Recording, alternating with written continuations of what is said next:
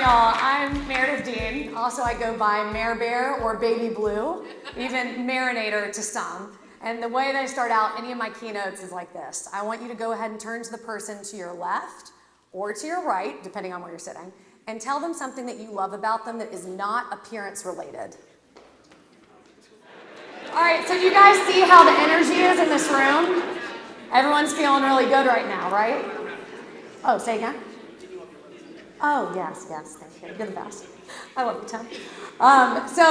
It's really important for us to not focus on those appearance-related things, right? And there's nothing wrong with you looking at your friend or a new person you just met and saying, girl, I love your dress, where'd you get that? Or, man, you look good today. But when we start getting more into the characteristics of people, their energy and their spirit, that's when you get a little bit deeper. And that's when it really makes a bigger impact. So the words we use to describe others can either build them up, which is what we did right now, or it can tear people down. And so that's one of the main things I want to talk to you about today. Woo-hoo. All right, so I did not know what the ethos definition was before I got here. I'm not going to read it. I'll let y'all read it up here. But a lot of people would question me just based on my appearance or the fact that I'm a woman. And I do not pretend to be oppressed here. I'm a white, cisgender, straight female. But appearances are a factor in how others perceive you, and we all kind of know that. But there's nothing better than surprising those who underestimate you. And the ethos of our current time can sometimes feel a little bit shallow, a little bit appearance related, mostly due to social media. But my company is trying to change that. And if you don't challenge the ethos of your current era, we're never going to have progress. So, we're going to talk about the Dean's List here. And that's why the ethos of the Dean's List is all about empowering everyone and believing in the power of community, offline and online, which we just saw in the manifesto from CreativeMornings. Also, QC Javi, where are you? Absolutely killed it. Way to go, man. And this ethos kind of comes to life at our different events that we do that build face-to-face connections.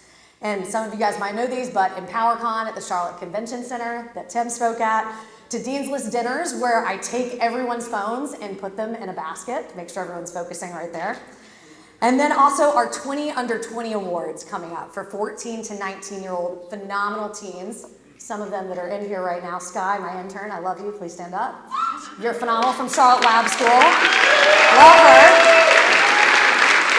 And also our young professional meetups where people get to meet who may have never met otherwise. And even though Dean's List does personal websites and LinkedIn and resume and social media, I harp on the fact for my clients that there is nothing more important than in-person interactions. And that's just my 5 to 9. For my 9 to 5, which actually pays the bills, thank you, Atrium, I run Ryan Seacrest Studios, Music Therapy, and Arts for Life. Olivia is here, my amazing program director. Where are you? My girl, I love you so much.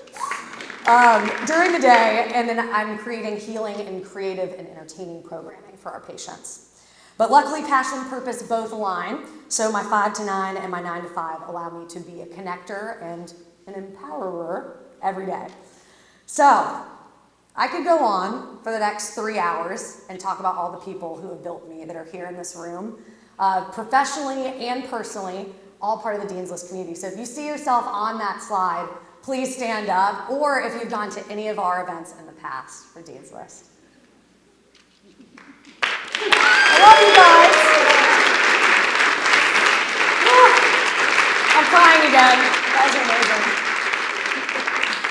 And if you're not already on this slide, you are now. You guys are part of the Dean's List family. That's what I'm talking about. We're bringing you in. Okay, so I'm actually going to focus, though, today on my immediate family. And I'm going to tell you the story of who built me through the timeline of what was said by several white men, who I'll be picking on just for today.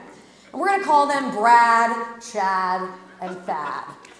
And these all refer to different parts of my life, starting in childhood, moving on to college, my career. But we're juxtaposing them with all of the strong white men who have made me who I am today.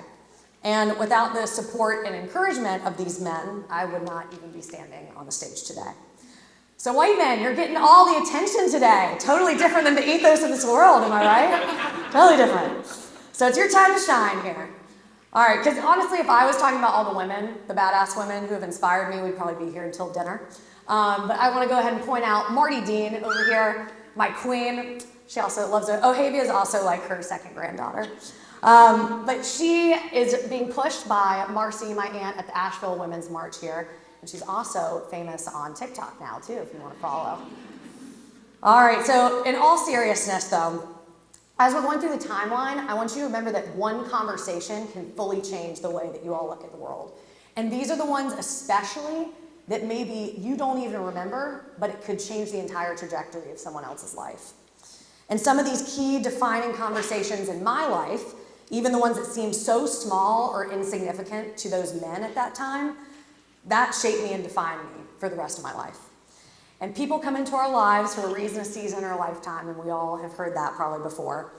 But some of those interactions can be positive or negative, and it's our job not to let those things tear us down, but to build us up instead. So we're going to start from the beginning of the timeline here. Enter teenage dirtbag, Meredith Dean. So I was very obsessed with Guitar Hero. Quick, does anyone have a favorite Guitar Hero song? Anyone? Eye of the Tiger. Say that one more time for me. Oh, When We Were Young. Yes, The Killers. We love it. Fantastic. I was obsessed with my Razor phone as well. Very obsessed with N64, particularly Legend of Zelda. Also Slipknot and Linkin Park. Very, very into hardcore rock. But I was also a 4.0 GPA student and then also the captain of the cheerleading team. So very, very interesting there. And this is also where I meet Brad, my world history teacher. I grew up in a very conservative area of Georgia. So there's Milton High School there, built after Monticello also. And so Brad was an interesting dude. One day in class, he wanted to bring up Roe versus Wade, if you can see where this is going. In high school, Meredith is highly outnumbered when it comes to opinions on reproductive rights, which is no surprise, and especially differing with that teacher, Brad. And I'm not going to get political, but let's just say I'm the sole person who did speak up and based my opinion with fact. And then I might have spoken maybe too loudly and out of turn, and I got my very first detention. So I was actually his first and only, and I was horrified. But then I also realized that my opinion didn't really matter as a young woman to Brad. So I go home to tell Dad about this, and what do you guys think he thought? What do you think he said? You shouldn't have said anything. He didn't care at all. He cared not whatsoever, and he has a very specific set of skills. So, Walter Dean has been a champion of women's rights internationally circa 1983 after he graduated from Davidson and moved to Kenya. He helped me understand the value of education as a young woman, especially because a lot of these women were dropping out of school at 13 because there was no clean water to clean up after their periods. This Kilimanjaro man even has shopped for tampons for me. This man knows the difference between the absorption levels. I mean, an incredible man. But also the man who, instead of buying me clothes for Christmas, helped me incorporate my business at 22, and whose profits now go to building girls' schools and wells and clinics in Western Kenya. If you want to come with us in May, let me know. Talk to me after. But had I listened to Brad as a high school girl, I may have never spoken up again about women's rights. But my dad reminded me that that is not how he raised me. So now we get to talk about Chad. So excited. Also, I'm really sorry to Chad in the back. I love you, man, doing technical stuff. But specifically, these are the college frat boys who really do not care about women very much. They kind of want us barefoot, pregnant, cooking. But not that there's anything wrong with cooking. Now, their favorite enterprise is Barstool Sports. Has anyone heard of Barstool Sports? If you have not, it's a social media account and brand. It's kind of the opposite of empowering women. If you know, you know. So I went viral for this picture of holding this sign, and what I did is I added one extra portion of the flag, just saying to respect women. That was it. Went viral, of course, and I'm not gonna actually read out all the different comments that I got, but my favorite were the death threats I got in my DMs for saying to respect women. But thousands of women in return came to support me from all over the country and built my brand stronger than it had ever been on social media. So enter, love of my life, my brother. He is a gentle giant, 6'5", Theta Chi from Georgia College and State University in Milledgeville, Georgia. And he showed me the opposite of what it was like to be a Southern frat boy. He's super sensitive, and he made a point to bond with me over our love for very nerdy things. particularly Lord of the Rings. And is anyone watching Rings of Power tonight? Yes? Oh, love it. Winston. It's going to be good. I can't wait. Also Star Wars, Assassin's Creed, lots of different video games on every console. But Harrison's approval of these things as a young girl that were deemed definitely very much guy things, he made me feel more secure in my hobbies and my interests. He was also very vocal with his fraternity brothers about not following Barstool Sports, and they boycotted it together. But had I not had the support growing up, I may have never started my business and then started even building websites because my love for video games helped me start coding. And I was also thinking maybe it wasn't cool for girls my age to do that, but Harrison changed that. Moving on to Thad. These are all the men in my career that didn't believe that women really deserved a seat at the table, especially women that shouldn't maybe belong in the tech industry to them. Shout out Carolina Women in Tech. Thank you for all the work that you're doing. Now, these are all the different comments from multiple men in every work setting I've been in. And I know a lot of women here are not strangers to these. Just by show of hands, how many women have ever gotten something like this? That's too bad. Yeah, really hate that, but we've all experienced it. So, enter Ray Dean, my grandfather, who honestly looks more like the up guy than Carl Fredrickson himself. Very, very TikTok famous at this point as well. He is the opposite of your typical old white Southern man. He grew up in a very rural area of Tennessee. He was a tobacco farmer, middle child of 5, and he ended up working at 17 for the FBI, was the only one to leave his home under J. Edgar Hoover. He also then moved to Japan to serve in the Civil War. Wow, that would have been a long time ago. And the Korean War. And he worked in intelligence and then became a chemical engineer, and he worked his way all the way up into the C-suite. But my favorite story about him is that even though he was a major leader in the company, he did not allow the female secretaries to go get him coffee or any of the other execs in the room. So he's like, damn it, Bob, you're not gonna let her go get you any coffee. And he made that very clear to everyone, which was way ahead of his time. So as I've got more life experience, I also realized that this is not necessarily normal. So I'm just really grateful that Ray made me believe that anything was possible as a woman.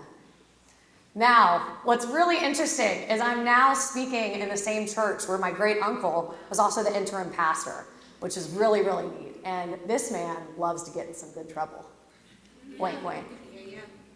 All right, the last two amazing white men that I don't know I would do without, and I'm gonna get emotional probably, but I'm gonna try to hold it together. But true male allies, y'all. These are the people that constantly put women's names in other rooms, and not just women, but creatives in general, and they're constantly advocating for others. I talked about EmpowerCon earlier, but I also started the 20 Under 20 Awards because of a Bear Hug grant. And they also got me honored at the Panthers game this past Sunday. And it's just truly incredible. Love you guys. Like I said, I'm gonna get emotional. So we're going to talk about some do's and don'ts for the ethos of the 2020s. I want all of you to reach out to a new person a day. It's really not hard in this world. Slide into people's DMs professionally. Don't neglect your mental health, though. I've lost a lot of people this year to suicide, and it's no joke. I want you all to take care of yourselves as much as you can. Take a break, and there's no shame in that because relaxing and doing nothing is still doing something. Establish your brand online and in real life. If y'all hate social media, that's totally okay. Just have a LinkedIn because you need to have some sort of online presence. People are going to think you're hiding something for some reason. So just have a LinkedIn. You don't have to post on it. But next, don't spread hatred online. Be kind because you never know what others are going through. We're seeing this with cyberbullying nonstop. But also, think about writing good reviews for restaurants. We always tend to write bad reviews, right? Start writing good stuff. They need it, and everyone was really suffering during the pandemic. Next, spread love and value online. A lot of my clients worry about the amount of likes they get. You might have one person, one of those likes of the 2 likes you got on a picture, that could have changed their entire world based on the inspiration you gave them. Do not scroll for hours. And I have to tell myself this, I put a timer on everything. You are creatives. Create more than you consume. That's why we're here. Create more than you consume. And the last do, Challenge the ethos of your time, and especially when it makes you uncomfortable. And the last don't compare, but be aware. Be aware of your industry. And I know it's easier said than done to not compare, but no one does what you do the way you do it. I'll say that again. No one does what you do the way you do it. So let's go into the fact that every single person here is an influencer. You don't need 10,000 followers. You don't need a verified account. But your words in person and digitally are influencing constantly. And remember that your words matter, because every interaction, all of these different things that we've talked about today, it has the ability to change someone's future entirely. And sometimes we don't even know the lasting impact until decades later. So, I want you to think about the conversations and people who have built you into who you are today. And what I'm going to get y'all to do, I know this sounds like it's rude, but you're going to pull out your phones right now, every single one of you. Please pull out your phones for me. Thank you. Great. It's not rude. And I want you to think about, who have you not thanked enough for changing the course of your entire life? And it's only going to take you 35 seconds. I want you to text that person right now.